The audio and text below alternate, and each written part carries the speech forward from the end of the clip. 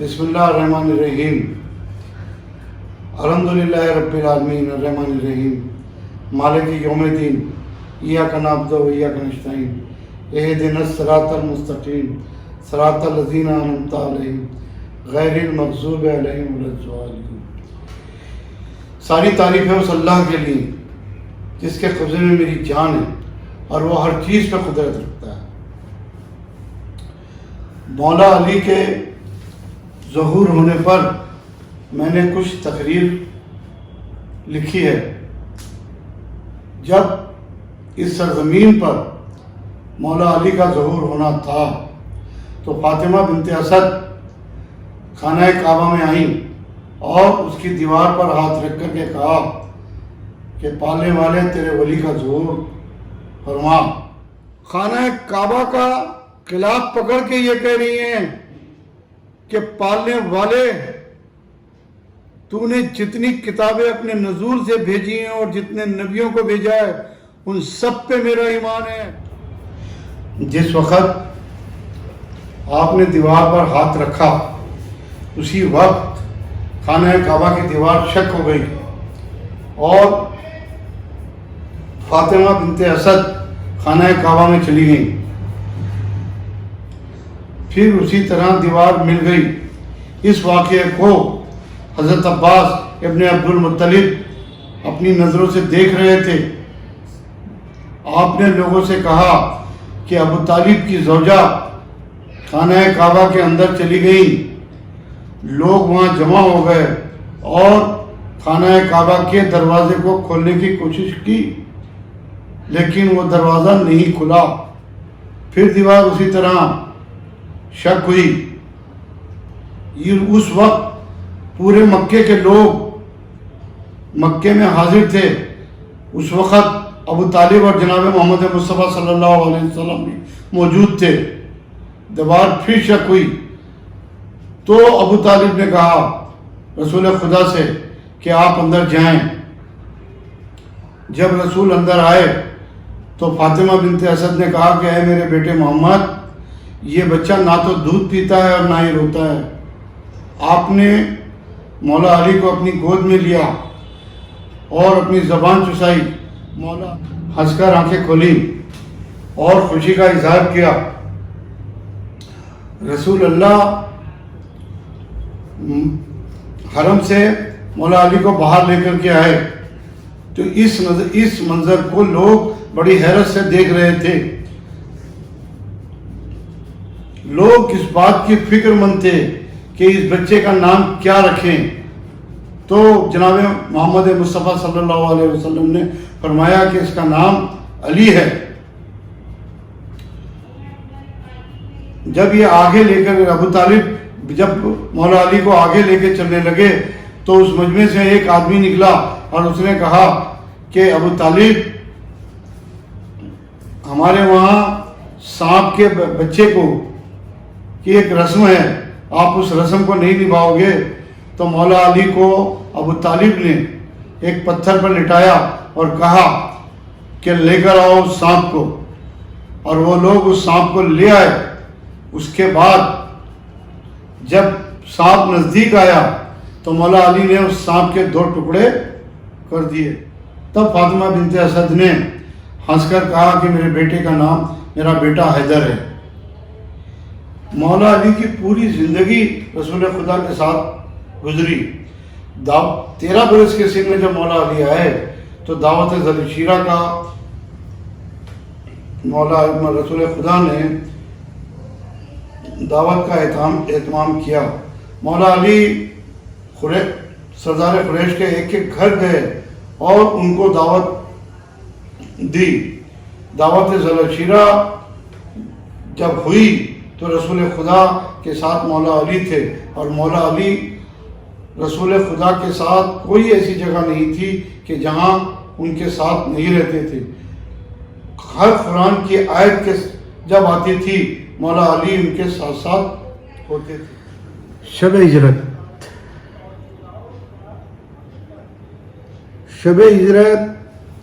حضور مکہ سے مدینہ ہجرت کر کے جانا چاہ رہے تھے۔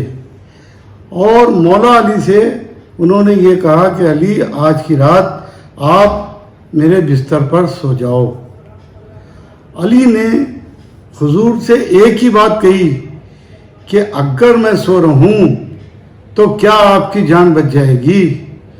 تو حضور نے کہا کہ ہاں۔ تو پھر کہا مولا علی نے کہ پھر یہ سودا سستا ہے۔ دیکھیے میں پھر کہہ رہا ہوں کہ انہوں نے یہ کہا کہ پھر یہ سودا سستا ہے۔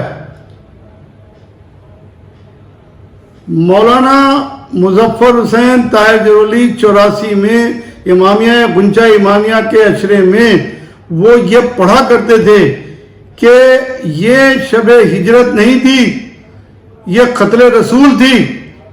اگر علی رسول کے بستر پہ نہیں سوتے تو کیا ہوتا؟ یہ ہوتا کہ ایک آدمی یہ کہا کرتا تھا کہ میں رسول ہوں اور لوگوں نے اسے مار ڈالا، تاریخ یہی لکھتی نا۔ ہوا یہ ہے کہ مولا علی بستر پر سو گئے۔ میں پھر آپ سے تیسری مرتبہ کہہ رہا ہوں کہ مولا علی نے یہ کہا کہ یہ سودا سستا ہے۔ 42 ننگی تلواروں کے جھرمٹ میں مولا علی بستر پہ حضور کے سوئے ہیں۔ صبح ہو گئی، لوگوں نے چادر اتار کر کے کہا کہ علی محمد کہاں ہیں؟ تو جتنے زور سے انہوں نے کہا کہ محمد کہاں ہیں، اتنی زور سے علی نے کہا کہ مجھے دے گئے تھے کیا تم جو مجھ سے لینے آئے ہو؟ اب ہو گئی صبح۔ حضور نے مولا علی سے یہ کہا کہ میں مدینے چلا جاؤں گا، تو بنی ہاشمیوں کی عورتوں کو لے کر کے آ جانا۔ مولا علی بنی ہاشم کے محلے سے نکل رہے تھے کہ ابو سفیان، ابو جہل اور ابو لہب اور 300 ننگی تلواریں، تاریخ نے لکھا ہے کہ 300 ننگی تلواریں تھیں۔ آپ کے ساتھ بنی ہاشم کی عورتیں تھیں۔ ابو سفیان نے مولا علی سے کہا کہ علی محمد کہاں ہے کہ مجھے دے گئے تھے جو مجھ سے پوچھ رہے ہو؟ کہ دیکھ اب تو ہماری ضمانت میں رہے گا، ورنہ تو چلا گیا تو پھر محمد ہمارے ہاتھ نہیں آئے گا۔ مولا علی نے ابو جہل کی گردن پہ تلوار رکھ کر کے یہ کہا کہ آج یہ سوچ کر حملہ کرنا کہ وہ بھائی جو میرا مجھ سے یہ کہہ دیا کرتا تھا کہ چھوڑ پھر کبھی دیکھیں گے، آج وہ بھائی میرے ساتھ نہیں ہیں۔ حملہ کرنے سے پہلے یہ سوچ لینا کہ تمہاری عورتوں کے سروں پر برسا برس چادر ڈالنے والا کوئی نہیں ہوگا۔ خیبر 8 ہجری میں ہے، 36 ہجری میں علی امیر المومنین بوڑھے ہو چکے ہیں۔ لوگ یہ کہا کرتے تھے کہ اگر علی کے بیٹے کی یہی غذا رہی تو علی کسی سے لڑ نہیں پائیں گے۔ امیر المومنین نے یہ جملہ سنا اور کہا کہ میں یہ دیکھ رہا ہوں اور یہ سن رہا ہوں کہ تم لوگ مجھ سے یہ کہہ رہے ہو، خدا کی قسم اسی جو کی روٹی کو کھا کر کے پورا عرب بھی اگر میرے مقابلے میں آ جائے تو منہ نہ موڑوں گا۔ یہ گھرانہ شجرہ طیبہ میں رہا ہے۔ اہل بیت نے یہ گواہی دی ہے کہ ہم تمہاری شفاعت کریں گے۔ اہل بیت کے علاوہ کسی نے شفاعت کی ضمانت نہیں لی ہے۔ ارے شفاعت کی ضمانت وہ لے کہ جسے اپنی شفاعت پہ امید ہو۔ 12 اماموں نے آپ لوگوں کی شفاعت کی ضمانت لی ہے۔ جو وعدہ علی نے کیا ہے وہ انبیاء میں کسی نے نہیں کیا. جب آپ کے سر پر ضربت لگی ہے نا سر مطہر پر، تو آپ نے مسجد کی خاک اٹھا کر کے اپنے سر پہ ڈالی ہے اور سجدہ شکر میں سر جھکایا ہے اور کہا ہے کہ اے میرے پالنے والے، تو گواہ رہنا کہ میں نے تیری عبادت میں کوئی کسر، کوئی کوتاہی نہیں چھوڑی. امام حسن سے کہا کہ بیٹے میں نماز نہیں پڑھا سکتا ہوں، نماز آپ پڑھاؤ. امام حسن نے نماز پڑھائی. نماز سے فارغ ہونے کے بعد امام حسن نے بابا کا سر اپنے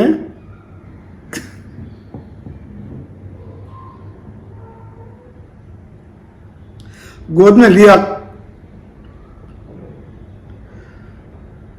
مولا علی کو ضربت بڑی شدید لگ گئی تھی اور زہر اثر کرنے لگا تھا، تو آپ بنودگی میں آ گئے تھے.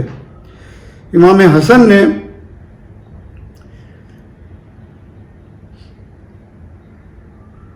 روتے ہوئے بابا سے کچھ کہا آپ کی کہ 2 آنسو ان کے چہرے پہ آئے. مولا علی نے آنکھیں کھولی، کہا بیٹے، انبیاء کے بیٹے رویا نہیں کرتے. یہ جملہ امام حسن سے کہہ رہے تھے کہ انہوں نے اپنے پیروں کی طرف کسی کو روتے ہوئے دیکھا. وہ ان کا دوسرا بیٹا امام حسین تھا. امام حسین سے کہا کہ بیٹے، یہ تیرے نانا رسول اکرم ہیں، یہ تیری نانی خدیجہ کبریٰ ہیں، یہ جناب عیسیٰ ہیں، یہ جناب موسیٰ ہیں، یہ جناب ابراہیم ہیں. یہ کیا کہیں گے کہ علی کا بیٹا برداشت بھی نہیں کر سکتا.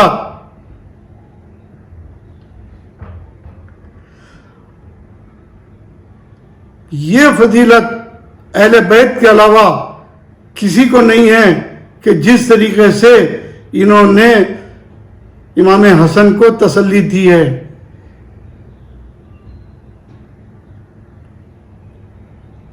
امام حسین جس وقت کربلا میں جناب علی اکبر کی برچھی کھینچ رہے تھے، اس وقت یہی جملہ کہا ہے کہ بیٹے، جناب ابراہیم ہیں، جناب موسیٰ ہیں، جناب عیسیٰ ہیں، یہ کیا کہیں گے کہ حسین کا بیٹا برداشت نہیں کر رہا.